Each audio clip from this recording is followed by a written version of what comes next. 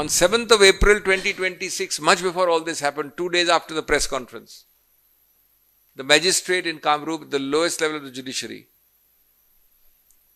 gave a reasoned order recording every allegation and contention of the state government, gave reasons as to why the requirement and the claim to arrest is speculative, without foundation and fanciful. The judgment which was challenged by us in the Supreme Court, the last judgment of Guwahati High Court, added sections which were not in the complaint, not in the FIR, not raised by the complainant. This PC is not to gloat, to exult, or to be self-congratulatory on this great victory. Instead, according to me, the purpose of this PC, on behalf of the Congress party, is to remind ourselves, first and foremost, that when personal liberty is an issue, citizens' liberty is an issue, the court is our ultimate bedrock of hope. Second, a lesson for all, including us. Be you ever so high, the law is above you. Third, to rededicate ourselves that if we have this faith and commitment to law, the law will protect us. It will not allow injustice to prevail. And I also want to make it clear that this is no comment on a sub judice case. The case is over, judgment has come. But I will still be, as I said, not here to exult or gloat or be self-congratulatory. I must remind you, for those of you who have forgotten perhaps, that this was a journey of steadfastness and continued faith in getting justice, which we thought is our due. Why? Because this journey has had, in a very short period of time, multiple stages, fora, places, positions. From the original magistrates court, where the state went, in Assam, in Kamrup, to the transit bail court in the High Court of Telangana, to the Supreme Court, back to the High Court of Guwahati, and then finally to the Supreme Court, which has today delivered judgment. In this entire process, our unwavering faith and commitment in the judicial process can be seen. That of the litigant concerned, that of the Congress party, and that of every other stakeholder. This case also reminds us that when reputational damage is an issue, the beginning of this case, the heart of this case is alleged reputational damage. So it reminds us that when that is the issue, arrest should not be the first, but the last resort. And a last resort on what test? Can you achieve the objects of proper investigation without arrest? Is arrest the only way I can investigate his alleged defamatory comment? Is arrest the only way because this case is bristling with flight risk, that if I do not arrest him and custodially interrogate him, he will flee? Arrest is the only way because I will not be able to summon him and sit with him and interrogate him without arrest. Arrest is the only way because he will tamper with documents or with witnesses. Lawyers call it the triple test. Now, on the face of it, when this test is not satisfied, let us assume there was an error, let us assume the right is this or the right is that. Irrespective of that, the press conference, which is alleged to have caused reputational damage, had everything in the public sphere, transparently. Documents were also transparently demonstrated or used. Well, in that case, clearly, if the triple test is satisfied in favor of the accused, then the only object of arrest, of custodial interrogation, especially in a political adversarial context, can be humiliation. harassment, scoring a political point. And that is the message both in the text and the spirit of this judgment. There is also a larger issue. And let me preface it by saying, I am nobody, and I mean it, to advise the Honorable CM of Assam. He may well head to a victory 2 days later, he may not. These are the vicissitudes of democracy and of politics.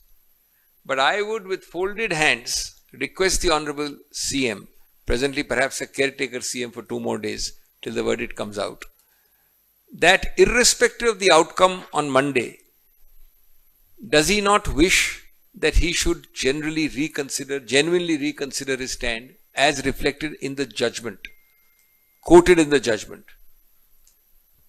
The statements made by him in public domain and quoted extensively by the Supreme Court over almost 3 pages in para 22. Most are unrepeatable, unprintable and unstatable. But you can all read it now. Even the Supreme Court has not reproduced what my petition reproduced. So I, with humility and without any condescension, would say that this truly debases our democracy. It devalues. It makes us no different from the constitutional wrecks and ruins which we find in our neighborhood. And I think unparliamentary language is the mildest word in the dictionary. But without asking him to reconsider or apologize, and I said, I'm nobody. If he were to do it and express regrets genuinely, he would actually be elevating himself. But the Supreme Court has categorically underlined those observations, only partially quoted. Those of you interested should see the real full text in the petition file, which are also in public domain. And the Supreme Court has underlined, this is important in case you missed it, that the Solicitor General neither justified nor supported those statements. The other brief points to make before I address you in Hindi briefly is that against the entire might of this state and against the absolute Rambo statements of the Honorable Chief Executive of that state, you must not forget that the state, the investigating officer, went with a non-bailable warrant, virtually amounting to an arrest warrant, to the lowest level in the judiciary, the magistrate in Kamrup. On 7th of April 2026, much before all this happened, 2 days after the press conference, the magistrate in Kamrup, the lowest level of the judiciary, gave a reasoned order recording every allegation and contention of the state government,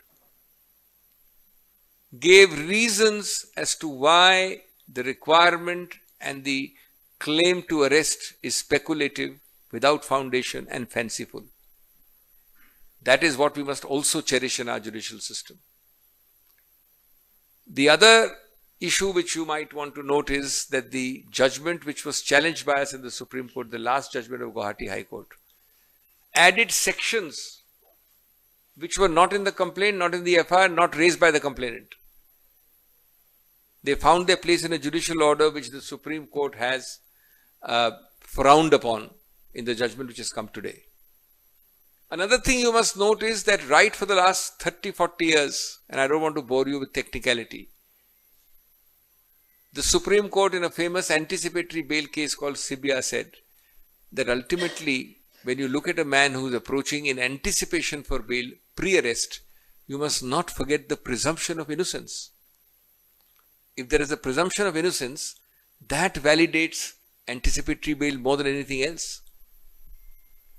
That is reiterated in today's judgment. Another facet, every section in a hurry which could be thought of was thrown against this accused, Mr. Khera. We gave a chart pointing out that out of 10 or 11 sections, 9 were bailable offences. For those of you who don't understand, bailable offence means that you don't need to go to court for bail. Even the police has the discretion to grant you bail. They are considered lesser punishments and therefore bailable offences. 9 sections were pressed into service for that. and we gave a full analysis of that. The court has also noted that in a political campaign, in the heat of the moment, these were the remarks alleged to have been made or allegedly wrongful. I'm not quoting the court for this, but I would submit that unless in a liberal democracy or in any democracy for that matter, genuine democracy, a latitude is given, an accommodation is given to political adversaries, you would imperil and completely, in fact, reduce to vanishing point the fundamental right of free speech. In the end, we, the Congress party, I personally, my colleagues, hail the Supreme Court verdict. More than anything else, we hail its promptness. But along with that, I must recognize the number of junior members of the legal team who assisted me, the number of other senior members of the Congress team who came to give moral support. And remember, they had to work at breakneck speed to move 5 fora within days and hours and not in weeks. So I would want to not forget that spirit and dedication. And we also, of course, welcome